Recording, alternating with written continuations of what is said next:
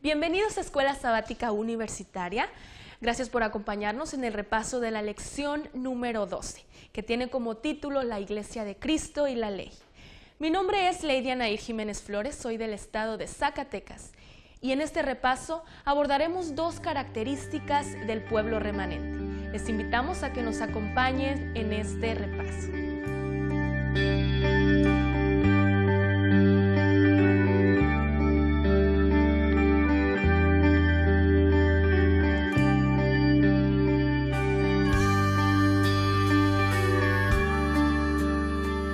Bienvenida una vez más a quienes nos acompañan en la transmisión de la lección número 12. Y bien, seguimos agradeciendo a la Universidad de Montemorelos porque nos ha permitido estar aquí en sala de juntas de rectoría, ya que nuestro estudio de televisión sigue en remodelación. Y bueno, en esta semana estudiamos la penúltima lección, que sin duda ya estamos llegando al final de este trimestre. Y bueno, en este momento estoy feliz porque mis amigos me acompañan. Vamos a permitir que se presenten. Bueno, mi nombre es José Fernando Fermín Reyes, vengo de la ciudad de Matías Romero, Oaxaca, y estoy estudiando el primer año de teología. Bueno, mi nombre es Elías Alejandro Méndez, soy estudiante del tercer año de teología y soy de Cárdenas, Tabasco. Muy bien, y bueno, estamos alegres porque nos acompañan.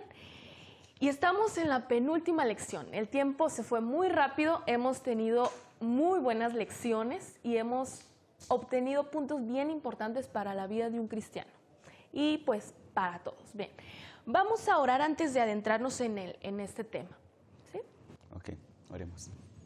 Señor, en esta hora queremos pedirte que abras nuestra mente y nuestro corazón para poder entender tu palabra a través de la lección. Acompáñanos pues, lo pedimos en Jesús. Amén.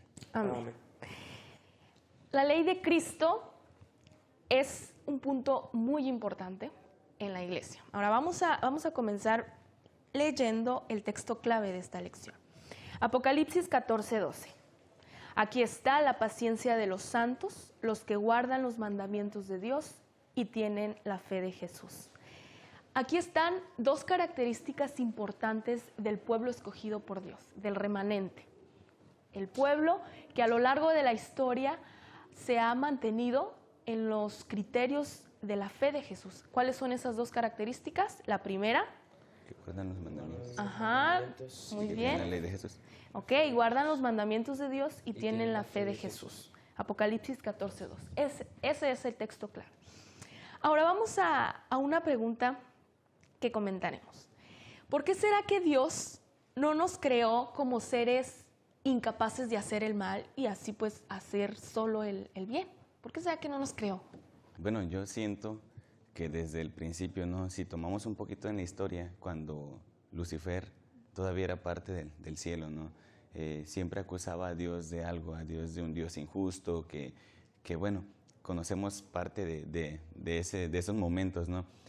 Y cuando fue pues exiliado, cuando fue expulsado del cielo, y al tener la oportunidad de estar en este planeta, Dios dice, bueno, vamos a crear a todos los seres, de hecho todos los seres creados, sabemos que tienen este libre albedrío que se llama, ¿no?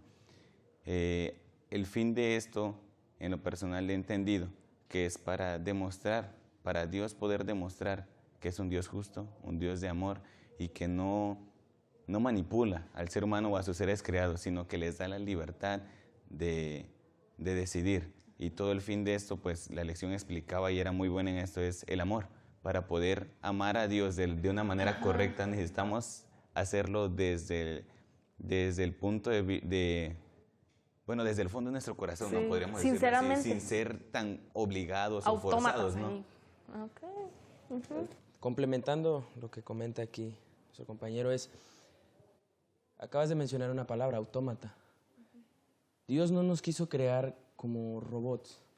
Yo tengo compañeros que son ingenieros. Hace poco estaban haciendo un robot para ir a presentar a un concurso. A un robot, ¿tú qué es lo que haces? Lo programas. Lo programas para que haga lo que tú quieres que él haga.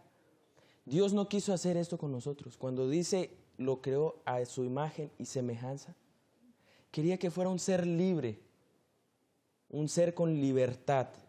De decidir. De decidir qué es lo bueno y qué es lo malo. Porque como comentaba aquí Alejandro,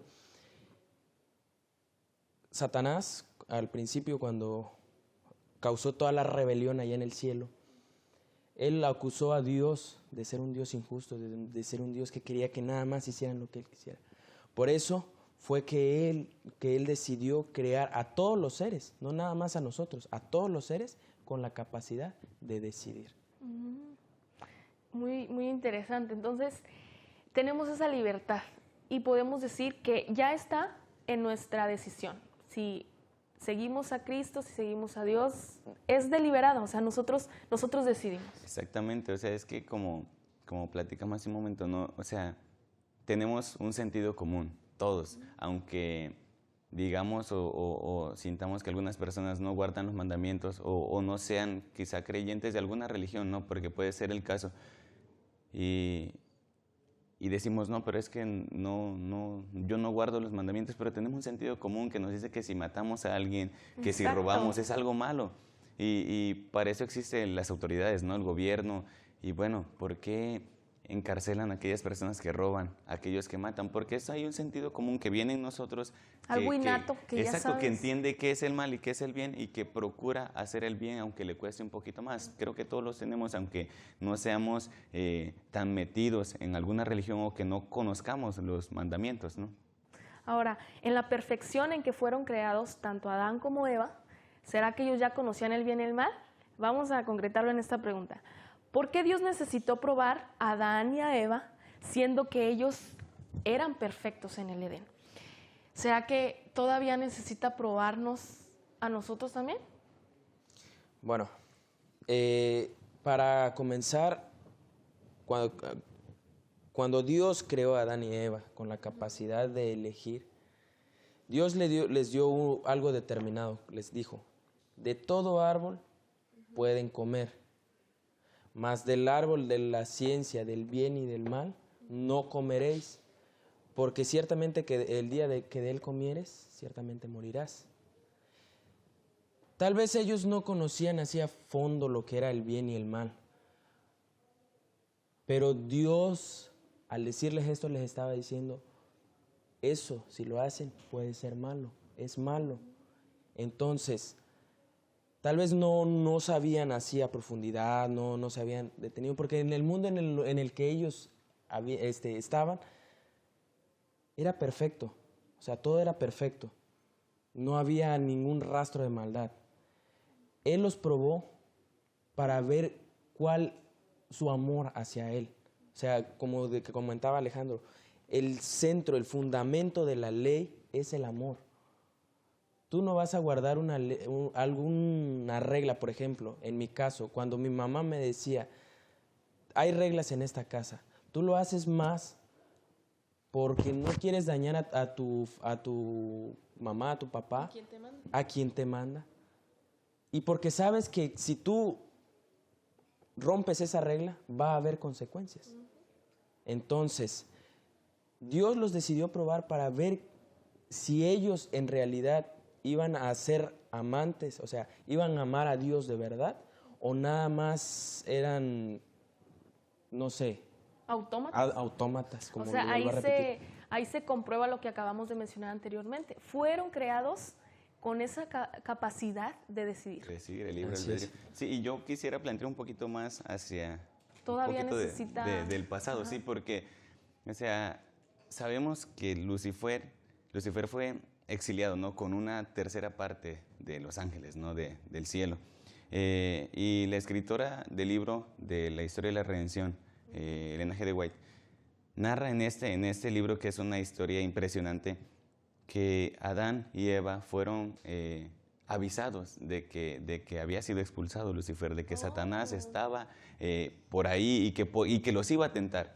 Entonces, dice que Dios hablaba con ellos y le decía, y los ángeles incluso le dijeron varias veces, tengan cuidado, porque, o sea, va a venir a tentarles. Y Adán y Eva, a pesar de que eran perfectos por su creación, por su semejanza a Dios, había ya el pecado, Satanás ya existía, y Satanás iba a intentar hacer caer a cualquier ser que tuviera que ver con Dios. Ya con los ángeles del cielo había discutido, muchos muchos no lo obedecieron, no le creyeron porque sabían y amaban, bueno, conocían a Dios y lo amaban realmente. Y a los que hizo caer, a los que debilitó, pues se fueron con él, ¿no? Entonces Adán y Eva como creación tenían que pasar esa prueba para ver si realmente eran aptos para vivir con Dios. Y de ahí vamos a entender quizá los siguientes puntos de la lección del por qué la ley, del por qué ha sucedido lo que ha sucedido entre el bien y el mal, porque Dios quiere retomar ese propósito con Adán y Eva de vivir con el hombre, con sus seres creados. Y bueno, ahí nosotros jugamos parte de ese papel, ¿no? Y de todo lo que vamos a ver quizá más adelante en la lección. ¿Somos probados? Sí. Y somos probados a cada momento. Nosotros necesitamos pasar estas pruebas, ya no de la manera como Adán y Eva, porque pues ya ellos estaban como que en el Edén, en la perfección. Si no hubiesen caído, pues ya, quizá nunca más, ¿no? Satanás hubiese seguido ahí. Pero ahora nosotros pasamos por pruebas, ahora nosotros pasamos por tentaciones para ir perfeccionándonos, para ir tomando el carácter y las cosas necesarias para cambiar en nuestra vida y poder más adelante, a un futuro pronto, tomar ese propósito de Dios y vivir con Él, pues en el cielo, ¿no? Y estar con Él por toda la eternidad. Como nos decía la lección al inicio, que es un equipo, la estafeta, ¿no? Cuando es la carrera de relevos, todos los que van a correr están con la misma meta, con la misma visión. Corre uno, le entrega la estafeta al otro, luego al otro. Y es así, Adán y Eva entregan la estafeta a Noé, Noé a Abraham, después en el Sinaí al Nuevo Testamento y bueno, y ahí es un trabajo en equipo, ¿verdad? Y bien, ahora el pacto que Dios, el Padre, Cristo también, da a su pueblo, ese pacto, ¿cuál ha sido siempre el centro de esa promesa, de ese pacto? Bueno, si nosotros vamos un poquito al Génesis, recordamos, hubo un juicio que Dios hizo a Adán y Eva inmediatamente después de su caída. Encontramos a un Dios interesado en sus criaturas que los busca. No es que Dios no supiera dónde estaban, Dios sabía que había pasado, pero quería ver cómo estaba el hombre frente a esa condición.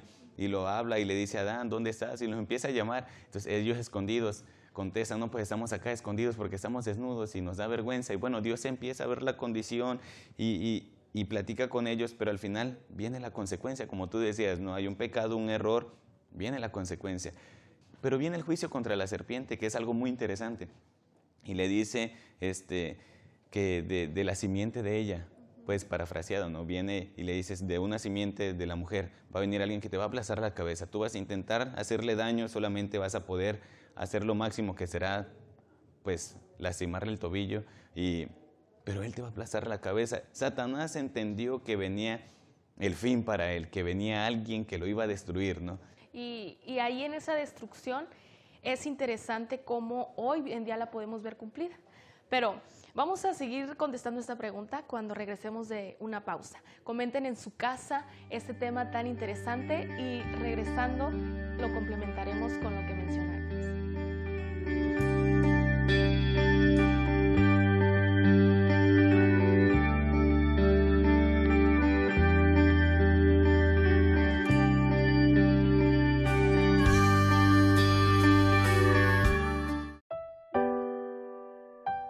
Porque quiero aprender.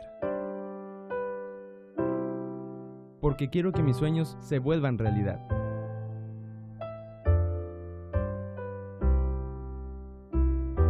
Porque quiero descubrir.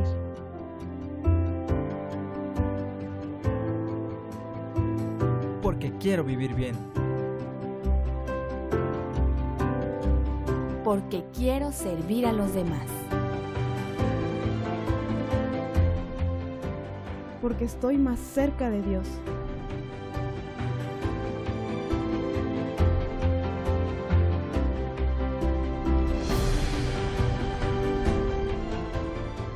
Porque queremos triunfar en la vida y más allá. Universidad de Montemorelos. Vive la experiencia.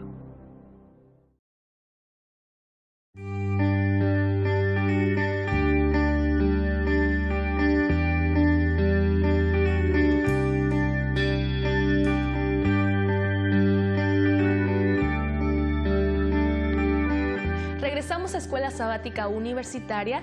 Les recordamos que nos sigan acompañando también en nuestra página de internet, escuelasabaticauniversitaria.org.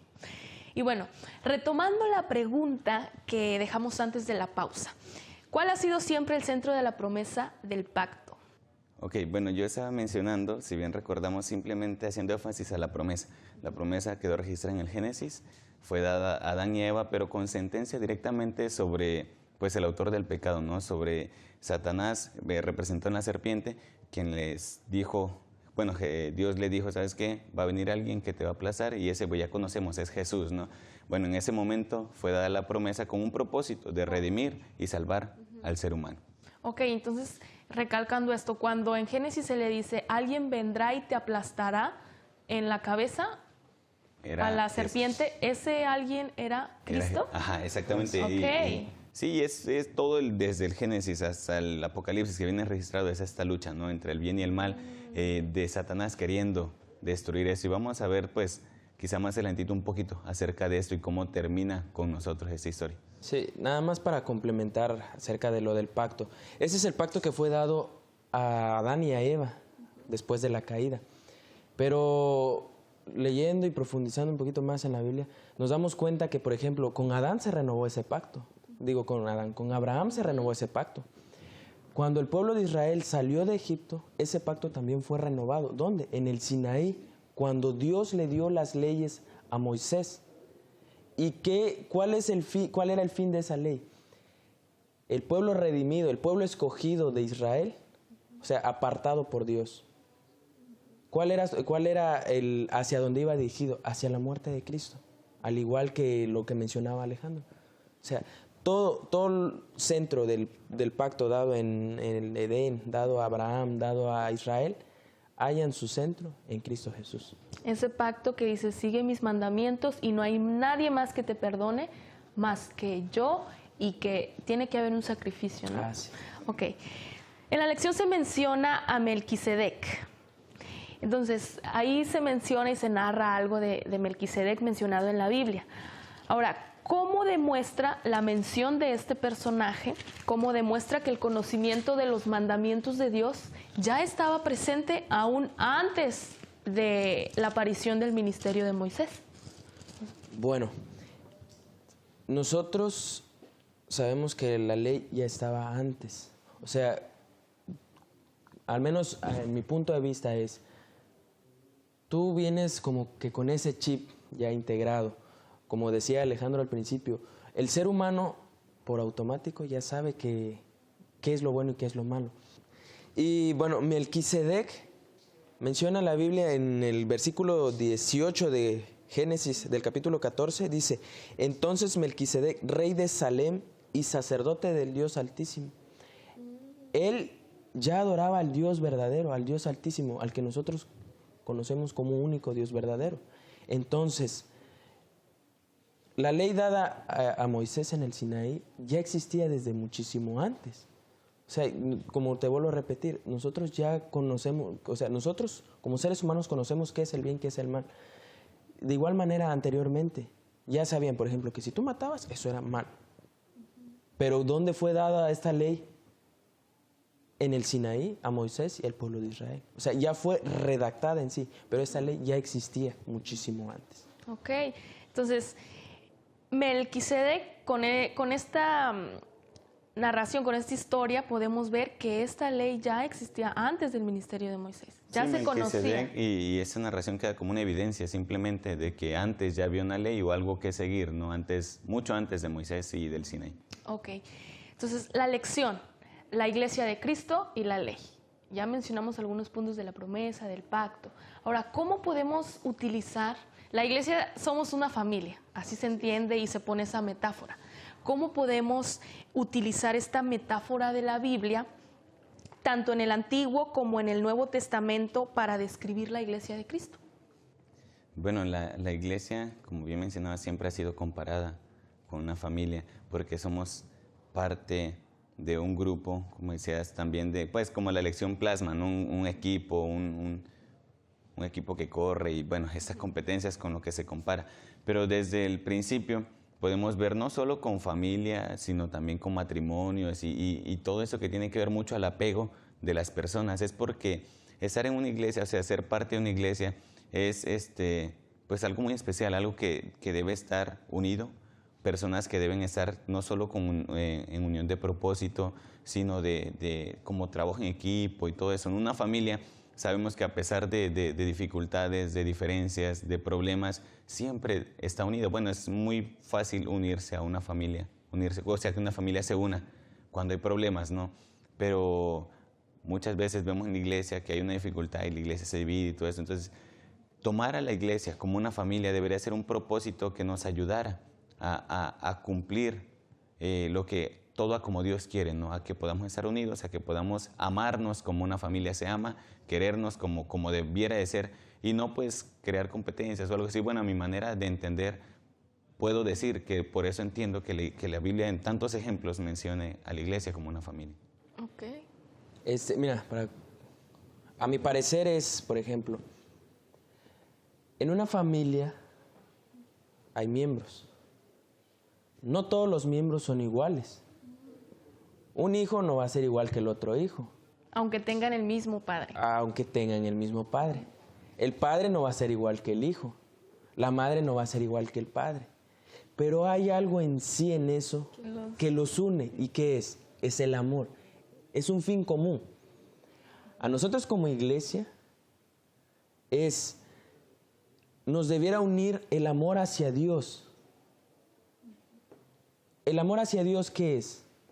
Dice en San Juan, si me amáis, guardad mis mandamientos. Entonces, como familia nosotros debemos de estar unidos. A pesar de todas nuestras diferencias, como dice Alejandro. O sea, podemos tener diferencias, problemas y todo eso. Pero en sí, lo que nos debe unir es el amor hacia Dios. Muy bien. Y el amor hacia Dios es el punto focal aquí, ¿no? Ahora, ¿cómo está nuestra fe en Jesús acreditada como justicia? ¿Cómo es que la fe que yo como persona tengo se me acredita como justicia ante Cristo, ante el Padre? Bueno, un ejemplo claro de eso es Abraham, ¿no? Abraham se tiene como el padre de la fe.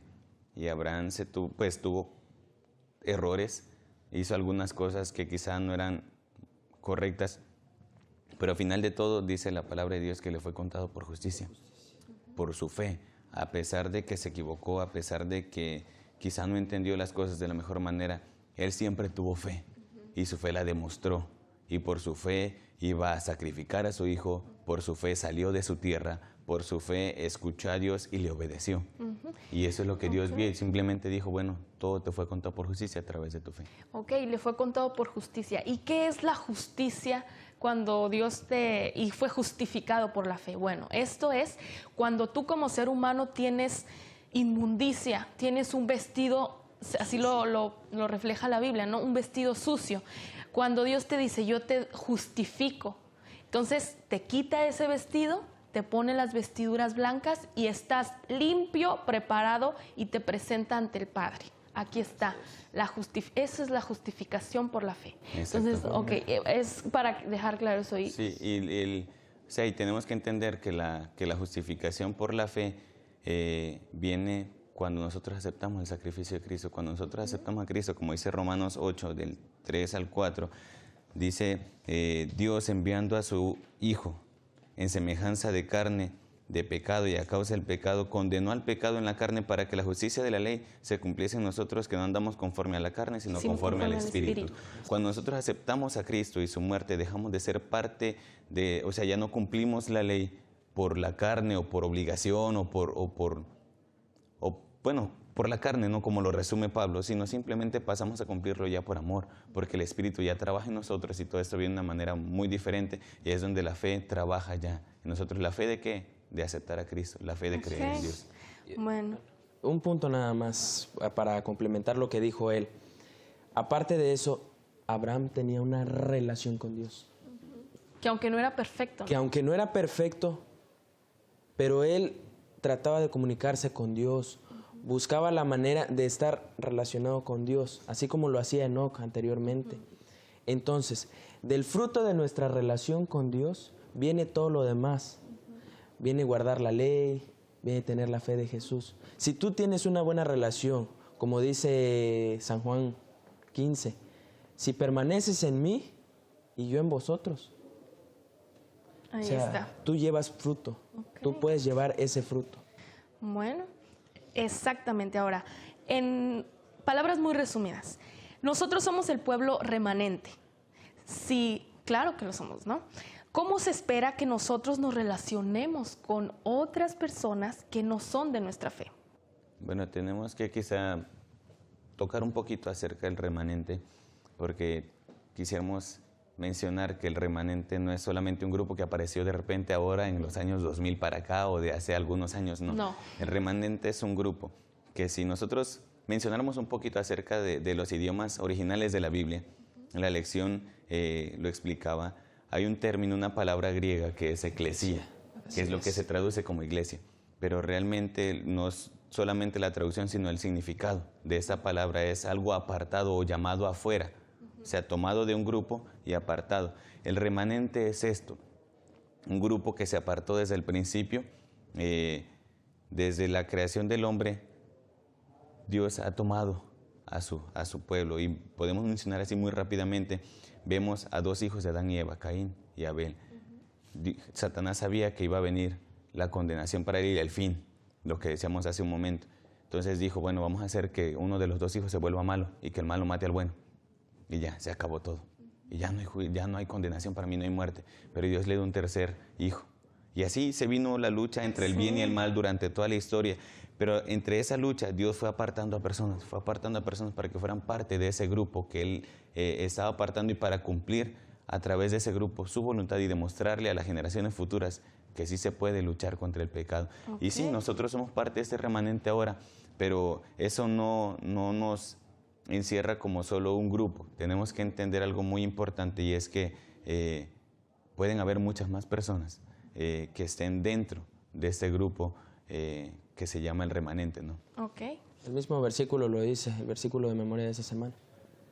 Dos son el características. Los que guardan los mandamientos y tienen la fe de Jesús. Ok, muy bien. Y bueno, les invitamos a ustedes en su casa que sigan profundizando en este tema, y que recuerden que las dos características del pueblo remanente, del pueblo escogido por Dios en estos últimos tiempos, es quienes guardan los mandamientos de Cristo y tienen la fe de Jesús. Que tengan una excelente semana y la bendición de Dios les acompañe.